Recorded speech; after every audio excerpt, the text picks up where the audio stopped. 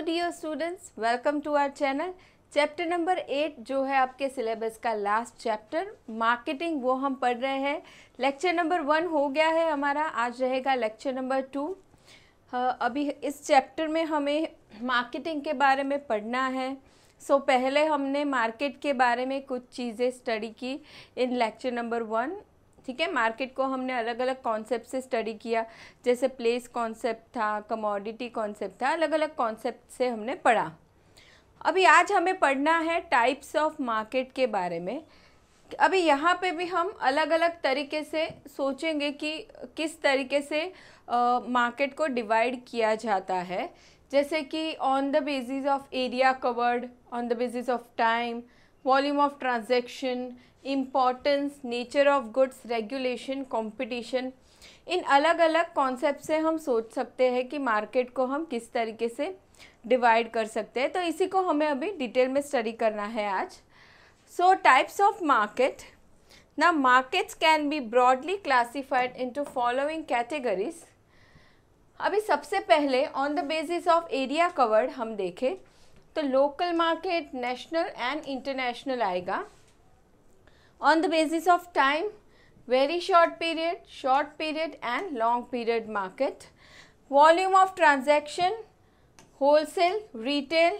Importance, primary, secondary, terminal देखना है। Nature of goods, तो उसमें commodity आएगा and capital market.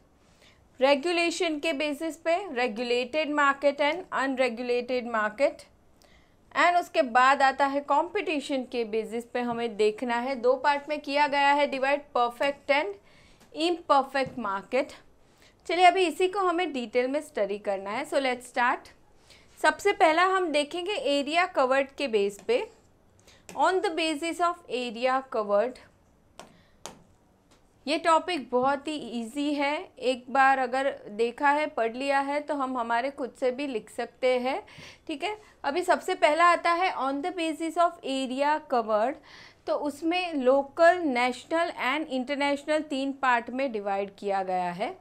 Local market यानी कि हम हमारे आसपास का लोकल एरिया अगर देखें तो वहाँ पे जितने भी शॉप्स है, जितने भी बिजनेसेस है, वहाँ से हम बाइंग कर सकते हैं। ठीक है, हमें जो ख़रीदना है कस्टमर वहाँ पे जा सकता है, ले सकता है।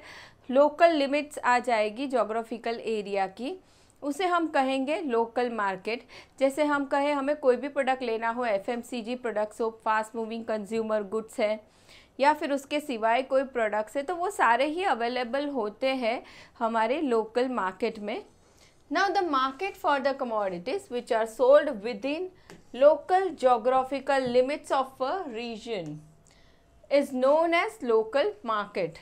Geographical limit के अंदर जो मार्केट सिचुएटेड है उसे हम कहेंगे local market. Next is national market. National market यानी विद इन कंट्री जो बाइंग सेलिंग होने वाला है वो हो जाएगा नेशनल मार्केट। ठीक है, जैसे एक स्टेट से दूसरे स्टेट में, गुजरात से महाराष्ट्र में सेलिंग हुआ, बाइंग हुआ, उसे कह सकते हैं कि national market. The market for the commodities which are sold within the country is known as national market.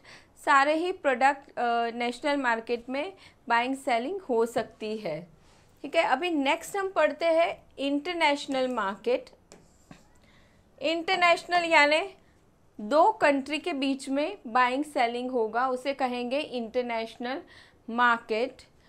Now the market for the commodities which are produced in one country and sold in other country is known as international market. हमारी country में कोई product बना है, कोई भी हो सकता है, एग्रीकल्चरल प्रोड्यूस हो सकता है या अदर प्रोडक्ट्स हो सकते हैं जो हमारी कंट्री में बने हैं, प्रोड्यूस हुए हैं, मैन्युफैक्चर हुए हैं, वो हम किसी और कंट्री में सेल कर रहे हैं, या तो फिर किसी और कंट्री से हम हमारी कंट्री में ला भी सकते हैं, इंपोर्ट भी कर सकते हैं। तो इस मार्केट को हम कहेंगे इंटरनेशनल मार्केट। 2 या 2 से ज़्यादा कंट्री के बीच बाइंग सेलिंग होगा। अभी ये हमने पढ़ लिया on the basis of area covered. Now next one is on the basis of time. Time यानी कि प्रोडक्ट का जो ड्यूरेशन है, जो उसका लाइफ पीरियड है, उसके बेसिस पे यहाँ पे हमें डिवाइड करना है। तो सबसे पहला है वेरी शॉर्ट पीरियड मार्केट, यानी कि ऐसे प्रोडक्ट जो बहुत कम समय के लिए टिकते हैं, जैसे पेरिशेबल गुड्स हम कह सकते हैं, जैसे वेजिटेबल है, मिल्क है, फ्रूट्स है, फ्लावर्स है, ये सारे प्रोडक्ट्स बहुत कम शॉर्ट पीरियड के लिए रहते हैं, ठीक है, फिर वो ख़राब हो जाते हैं। तो इन प्रोडक्ट्स का जो मार्केट होगा उन्हें हम कहेंगे very short period market. Now this type of market has very short time existence with for few hours or for a day at a particular time and place, ठीक है, बहुत कम समय के लिए टिकेंगे, फ्यू आवर्स या तो फिर फॉर अ डे, एक आध दिन, फिर वो ख़राब हो जाएंगे। In this type of market perishable goods such as vegetable, fruits, milk products etcetera are sold. ये हो जाएगा very short period market. Now next is short period market. अभी शॉर्ट पीरियड यानी क्या, ऐसे प्रोडक्ट जो बहुत जल्दी ख़राब नहीं होने वाले, पेरिशेबल आइटम नहीं है, लेकिन जो बहुत ज़्यादा टाइम भी नहीं टिकेंगे, ऐसे प्रोडक्ट का मार्केट। जैसे हम कह सकते हैं कि क्लोथ्स है, फुटवेयर है, ठीक है, ऐसी चीज़ें यहाँ पे मिलेंगी शॉर्ट पीरियड मार्केट में। Now this type of market has existence for a short period with weekly market, festival market, market during fairs, etc. Perishable और semi durable goods are sold in this market. क्या कहा है यहाँ पे, ऐसे market होते हैं जो वीकली, कभी हमने देखा होगा कि खाली मंडे को ही वो मार्केट रहता है या थर्सडे को ही रहता है, ऐसे मार्केट्स, या तो फिर फेस्टिवल के मार्केट हो सकते हैं, मार्केट ड्यूरिंग फेयर्स। ऐसे मार्केट में कैसी चीज़ें मिलती है, पेरिशेबल तो मिलेगी ही, साथ ही साथ ऐसी चीज़ें मिलेगी जो बहुत सालों साल नहीं टिकने वाली है, थोड़े समय में ख़राब हो जाएगी, जिसे हम सेमी ड्यूरेबल आइटम्स कह सकते हैं। जैसे अभी हमने क्लोथ, फुटवेयर वगैरह का एग्जांपल दिया, जैसे डेकोरेशन मटेरियल हम कह सकते हैं, लेकिन जैसे बच्चों के टॉयज़ हम कह सकते हैं, थोड़े समय के लिए टिकेंगे, बहुत लंबे समय के लिए नहीं टिकने वाले, वैसी चीज़ें यहाँ पे मिलेगी short period market. Now next is long period market. Long period यानी यहाँ पे ऐसे प्रोडक्ट्स सेल होंगे जो काफ़ी लंबे समय तक टिकने वाले हैं। जैसे हमने टेलीविज़न लिया, कोई फर्नीचर लिया, कोई मशीनरी लिया, रेफ्रिजरेटर लिया, ठीक है, तो ये सारी चीज़ें काफ़ी समय, लंबे समय तक टिकती है, तो उसे हम कहेंगे long period market. Now this type of market has existence for long period. In this type of market, durable commodities which are generally non-perishable in nature are sold. Durable, लंबे समय तक टिकने वाली चीज़ें जो ख़राब नहीं होती, वैसी यहाँ पे सेल की जाती है, ठीक है। नाउ ये हो गया on the basis of time. Now next is on the basis of volume of transaction. Volume of transaction मतलब कि प्रोडक्ट एक पर्सन ने दूसरे पर्सन को सेल किया, बायर ने ख़रीदा, तो उस समय जो हम क्वांटिटी देखेंगे, उस क्वांटिटी के बेसिस पे यहाँ पे डिवीज़न किया गया है, क्लासिफिकेशन किया गया है। जैसे अभी हम बात करें कि प्रोडक्ट जब बनता है प्रोड्यूसर के पास या मैन्युफैक्चरर के पास, ठीक है, तो वहाँ से जाता है होलसेलर के पास, एंड होलसेलर के पास से रिटेलर के पास जाएगा, एंड फिर वहाँ से फाइनली सोल्ड होता है कंज्यूमर्स को, फाइनल कंज्यूमर को सेल किया जाता है, राइट। तो अब यहाँ पे जब प्रोडक्ट मैन्युफैक्चरर से होलसेलर ख़रीदने वाला है तो बहुत ज़्यादा क्वांटिटी में ख़रीदेगा, बल्क में वो लेगा, कोई भी प्रोडक्ट हो, जो भी हो, होलसेलर ले रहा है तो बल्क में ख़रीदेगा, ठीक है। तो वो एक हो जाएगा होलसेल मार्केट। एंड उसके बाद आने वाला है दूसरा रिटेल मार्केट, जहाँ पे रिटेलर क्या करेगा, होलसेलर के पास से ख़रीदेगा सामान, लेकिन प्रोडक्ट्स ख़रीदेगा, लेकिन वो होलसेलर की तरह बहुत ज़्यादा क्वांटिटी में नहीं होगा, उससे थोड़ा कम क्वांटिटी में लेगा, एंड उसके बाद फाइनल कंज्यूमर को वो सेल कर देगा।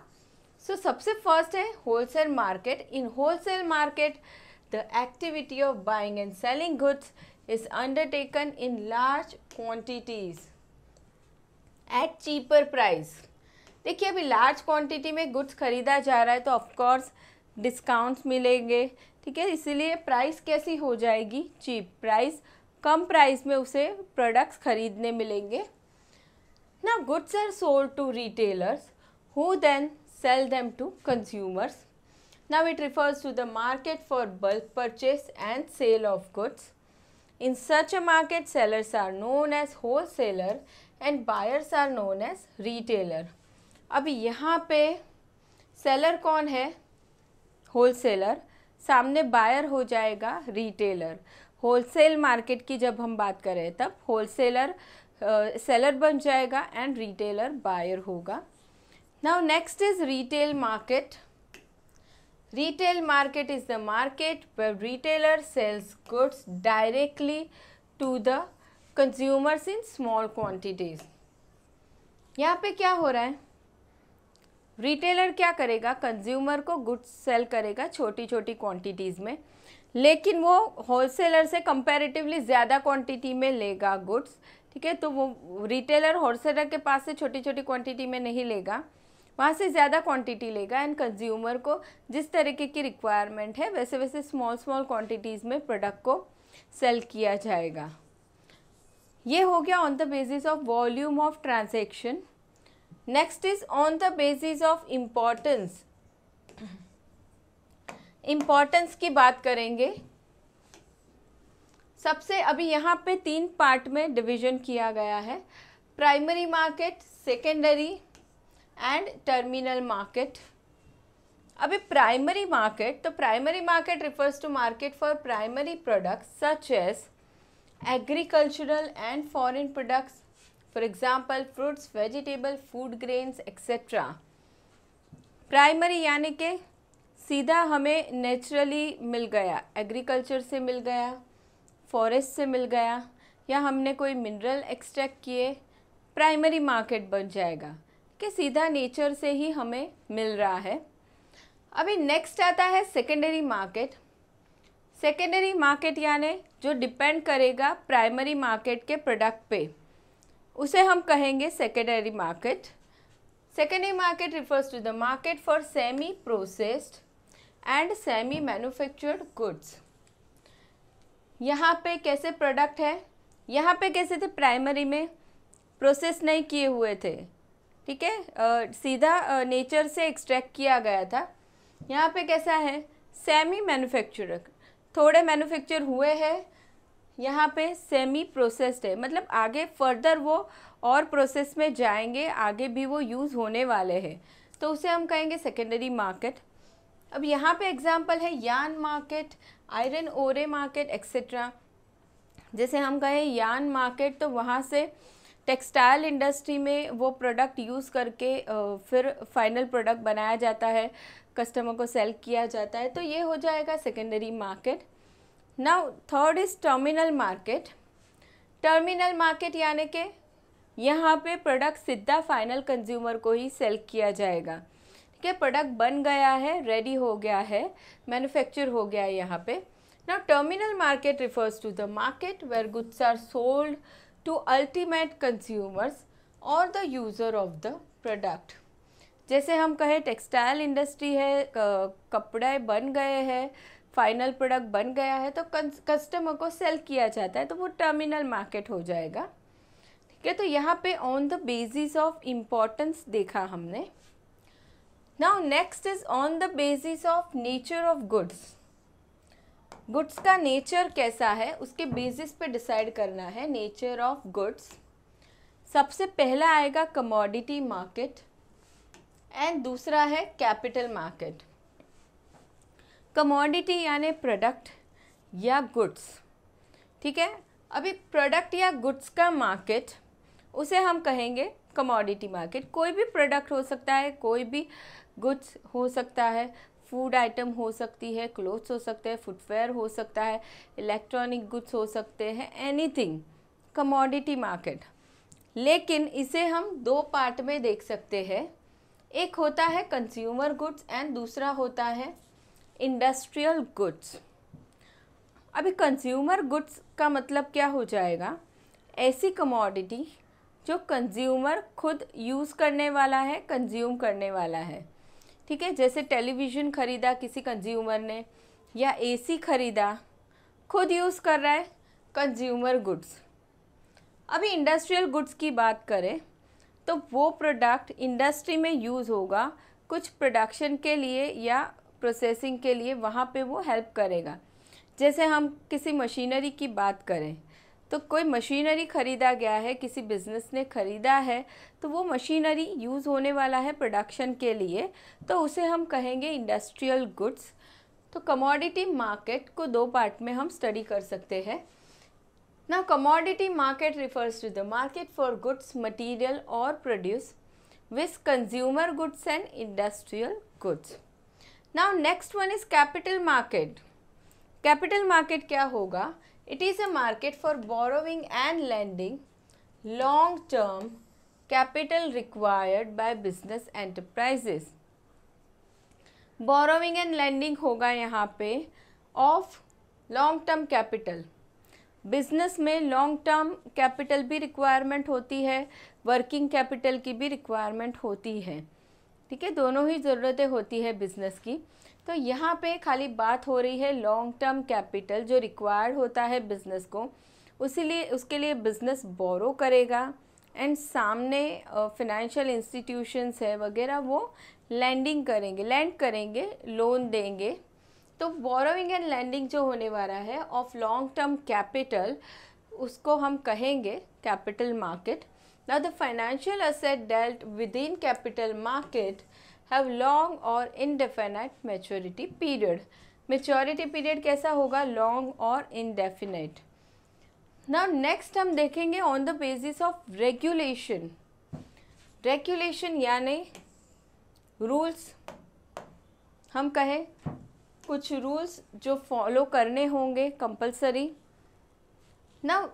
रेगुलेशन के बेसिस पे दो पार्ट में डिवाइड किया गया है मार्केट को। एक हो जाएगा रेगुलेटेड मार्केट एंड दूसरा अनरेगुलेटेड और फ्री मार्केट।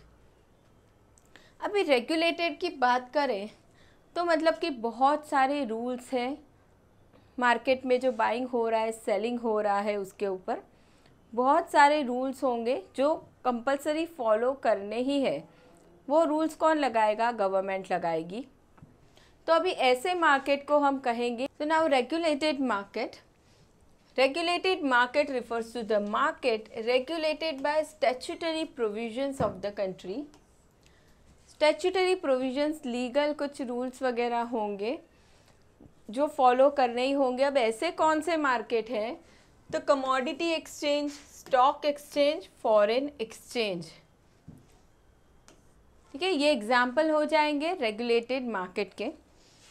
नाउ अनरेगुलेटेड और फ्री मार्केट, इसका मतलब क्या है, अब यहाँ पे क्या होगा कि जो डिमांड है मार्केट में एंड जो सामने सप्लाई भी है, उसके बेसिस पे सारी चीज़ें डिसाइड होगी कि प्रोडक्ट का प्राइस क्या रहेगा, ठीक है, वगैरह, कितनी सप्लाई जा रही है, वो सारी चीज़ें मार्केट के बेसिस पे ही डिसाइड होगी। यहाँ पे कोई ऐसे रेगुलेटेड मार्केट के जैसे कोई रूल्स नहीं लगेंगे, गवर्नमेंट कोई ऐसे रूल्स नहीं लगाएगी यहाँ पे।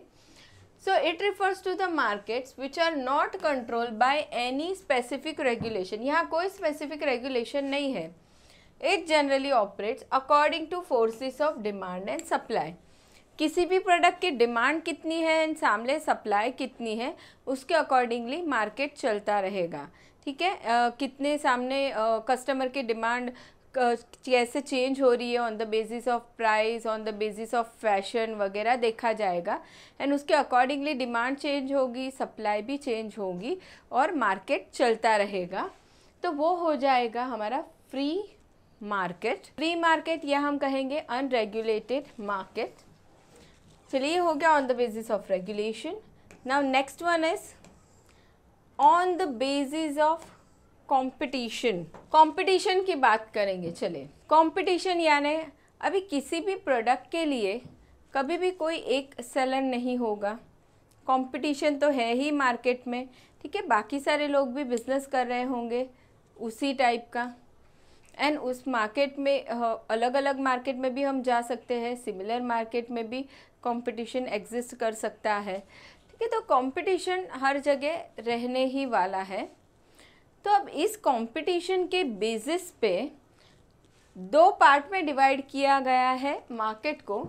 सबसे पहला आता है परफेक्ट एंड दूसरा है इम्परफेक्ट। अभी परफेक्ट यानी कि क्या, परफेक्ट वर्ड पे से हम सोचते हैं कि यहाँ पे क्या होगा, एक तो प्रोडक्ट सिमिलर होगा, जितने भी सेलर्स प्रोडक्ट सेल कर रहे हैं सब सारे लोग सिमिलर प्रोडक्ट सेल करेंगे, ठीक है। एंड दूसरा, बहुत सारे सेलर्स हैं यहाँ पे, सामने बहुत सारे बायर्स है, ठीक है। अभी इसके लिए हम कोई भी एग्जांपल ले सकते हैं, लेट्स से एफएमसीजी प्रोडक्ट है या फिर इलेक्ट्रॉनिक गुड्स है, ठीक है। तो या हम कहेंगे कि ग्रॉसरी आइटम्स है, फूड ग्रेन्स है वगैरह। अब क्या होगा, ये जो सारे प्रोडक्ट्स हैं उनके लिए हम लोकल शॉप में भी अगर जाते हैं, जितने भी शॉप्स है सेलर्स है, तो हम अगर जाके पूछे ना सब शॉप पे तो सिमिलर प्रोडक्ट मिलेंगे, और दूसरा क्या, प्राइस भी ऑलमोस्ट सेम ही होगी, कोई फ़र्क नहीं होगा वहाँ पे। तो ऐसे मार्केट को हम कहेंगे perfect market. Now perfect market is a market where large number of buyers and sellers buy and sell homogeneous product। देखिए तीन चीज़ें हैं यहाँ पे। लार्ज नंबर ऑफ बायर है, कोई भी प्रोडक्ट ले लो, फूड ग्रेन्स की ही बात करें तो बहुत सारी शॉप्स मिल जाएंगी हमें जहाँ पे लोकली भी, कि जहाँ पे फूड ग्रेन्स सेल हो रहा है, ठीक है। लार्ज नंबर ऑफ बायर्स भी है, सामने सेलर्स भी है, सामने बायर्स भी है, और जहाँ पे भी जाओ प्रोडक्ट सेम होगा, homogeneous product. Now this buyers and sellers have perfect knowledge about market condition and therefore one single price prevails in the market. Seller को भी पता है मार्केट में क्या सिचुएशन चल रही है, कितने बायर्स है पर्टिकुलर प्रोडक्ट के, एंड बायर को भी पता है कि सारे ही शॉप में क्या रेट चल रहा होगा, किस तरीके के प्रोडक्ट्स अवेलेबल है, सबको मार्केट कंडीशन के बारे में पता होता है। इसके लिए सिंगल प्राइस रहता है, चलता है मार्केट में। सेलर प्राइस चेंज नहीं कर सकता। कोई सेलर चाहेगा कि चलो मैं तो हाई प्राइस पे गुड सेल करूं, तो फिर उसके पास कोई आएगा ही नहीं, क्योंकि बायर को नॉलेज है मार्केट में क्या रेट चल रहा है, ठीक है। और बायर अगर ऐसे सोच रहा है कि मुझे तो कम रेट पे ही गुड्स खरीदना है, वो हर जगह जाएगा लेकिन कहीं पे भी उसे कम रेट पे नहीं मिलेगा, क्योंकि हर जगह सिमिलर प्राइस, सिंगल प्राइस पे ही प्रोडक्ट बिक रहा है, ठीक है। तो इसे हम कहेंगे परफेक्ट मार्केट। तो नाउ नेक्स्ट हम देखते हैं इम्परफेक्ट मार्केट। अभी इम्परफेक्ट, तो इम्परफेक्ट माने कि सेलर कम होंगे या बायर कम होंगे, ठीक है, या बाकी सारी चीज़ें कुछ फ़र्क होंगी, तो उसे हम कहेंगे imperfect market. Now imperfect market refers to a market situation which is characterized by market imperfections। क्या है यहाँ पे, मार्केट imperfections है, such as सिंगल सेलर हो सकता है, maladjustment and demand and supply, imperfect on the knowledge on the part of the buyers, ऐसे भी हो सकता है, या फिर सेलर्स। कोई भी सिचुएशन, एक आध सिचुएशन सही नहीं होगी, ठीक है, इसलिए इम्परफेक्ट कहा जाएगा। ऊपर क्या था, सारी चीज़ें परफेक्ट थी, बायर भी बहुत थे, सेलर भी बहुत थे, सबको नॉलेज भी था, प्रोडक्ट भी सिमिलर था। यहाँ पे वैसा नहीं होगा। तो अभी इस इम्परफेक्ट मार्केट को और डिटेल में समझना है तो उसे और 4 पार्ट में डिवाइड किया गया है, वो हम देखते हैं। So imperfect markets are further divided into following market. तो सबसे पहला यहाँ पे आने वाला है मोनोपोली। मोनोपोली यानी कि एक ही सेलर है एंड बहुत सारे बायर है। मार्केट में एक ही सेलर है प्रोडक्ट या सर्विस के लिए, तो उसे हम कहेंगे कि मोनोपोली है उस सेलर की। तो यहाँ पे हम एग्जांपल ले सकते हैं मोस्टली, जैसे हम कहें कि रेलवे की हम बात करें तो वहाँ पे सिर्फ गवर्नमेंट ही उसे गवर्नमेंट अथॉरिटी ऑपरेट कर रही है, ठीक है, और कोई उस बिज़नेस को नहीं करेगा, तो उसे वो एक तरह का एग्जाम्पल है मोनोपोली का। अभी पहले ट्रेडिशनली हम बात करें बहुत पहले के ज़माने में, तो ये सिचुएशन काफ़ी टाइम उस समय एग्जिस्ट करती थी मोनोपोली की, कि किसी भी मार्केट में कोई एक ही बिजनेसमैन रहता था प्रोडक्ट या सर्विसेज के लिए, उसे हम कहेंगे monopoly. Now in monopoly there is a single producer or seller who controls the market. एक ही सेलर होगा या प्रोड्यूसर होगा। Now there are no close substitute for the product. Monopoly controls the supply and can fix the price. There are no close substitute. उस product का कोई substitute है ही नहीं, बायर को उसी सेलर के पास या प्रोड्यूसर के पास जाना पड़ेगा प्रोडक्ट लेने के लिए, ठीक है, और कोई उसका सब्सटीट्यूट है ही नहीं। और दूसरा क्या, अभी और कोई सब्सटीट्यूट तो है ही नहीं, उसी सेलर के पास जाना है, उस पर्सन की मोनोपोली है, तो फिर वो प्राइस कंट्रोल कर सकता है, उसे जितना प्राइस चार्ज करनी है उसे वो प्राइस वो चार्ज कर सकता है, बायर के पास से वो प्राइस वो ले सकता है, ठीक है। चलिए अभी आगे देखते हैं, ये मोनोपोली की बात हो गई जहाँ सिंगल सेलर था। Next is duopoly. यहाँ पे दो सेलर, दो प्रोड्यूसर या दो मैन्युफैक्चरर हम कहें तो दो सेलर कंट्रोल करते हैं मार्केट को, ठीक है। मोस्टली बायर्स क्या करेंगे, उन दोनों के पास से ही प्रोडक्ट लेंगे या फिर सर्विस लेंगे।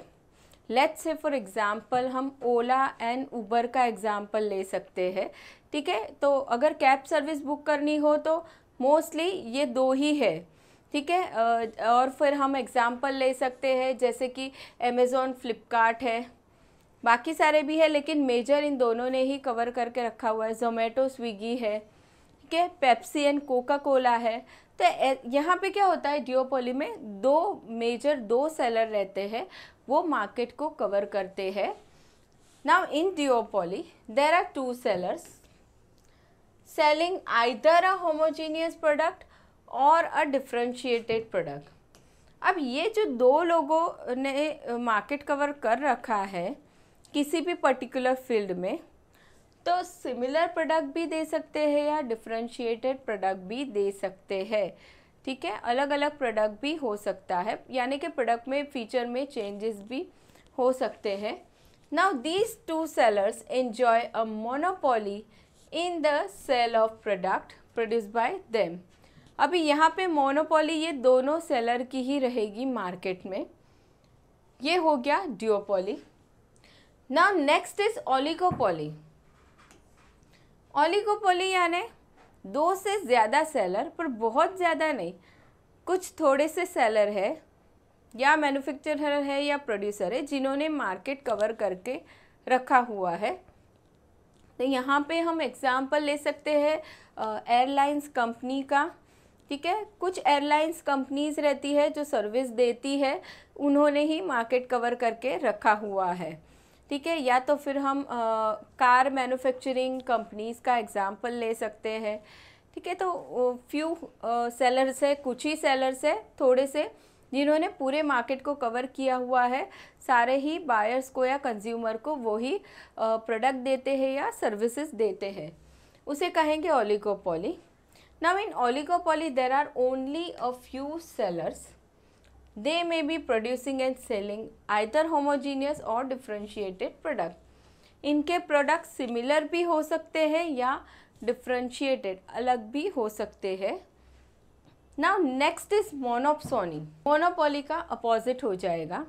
यहाँ पे वन सेलर था, बहुत सारे बायर थे, यहाँ पे एक बायर होगा, सामने बहुत सारे सेलर है।